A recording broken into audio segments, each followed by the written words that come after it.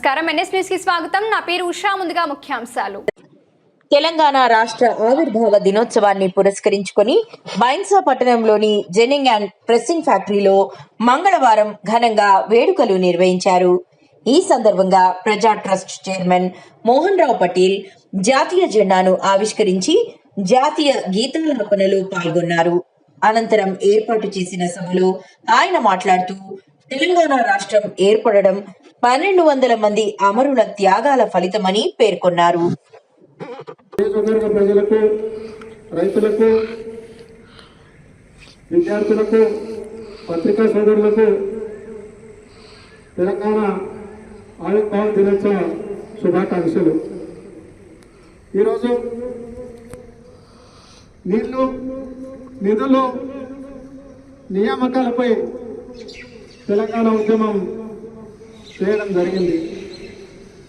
ఇప్పటికి 12 సంవత్సరాలు ప్రత్యేక రాష్ట్రం ఏర్పడి మరి ఎందరో దాదాపు 1250 మంది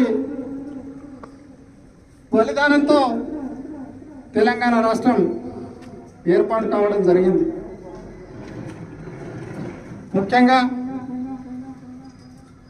ఈ బలిదానం చేసిన కుటుంబాలకు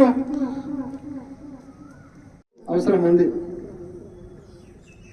మరి తెలంగాణ వచ్చిన తర్వాత మరి ఉద్యోగాల సమస్యకు వస్తే గతంలో కూడా కొన్ని ప్రభుత్వాలు పాలించి విద్యార్థులకు ఎలాంటి ఉద్యోగ అవకాశాలు కల్పించలేదు.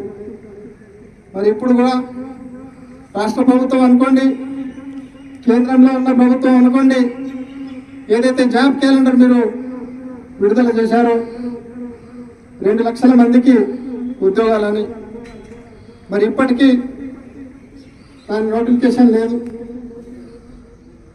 మరి కేంద్ర ప్రభుత్వం కూడా ఏదైతే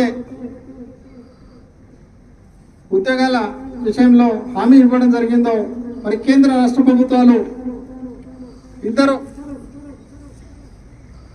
విద్యార్థుల గురించి ఆలోచించి ఉద్యోగ అవకాశాలు కల్పిస్తే మన రాష్ట్రం ఇంకా ముందుకెళ్తుందని నేను తెలియజేస్తూ ఈ అవకాశం ఇచ్చిన అందరికీ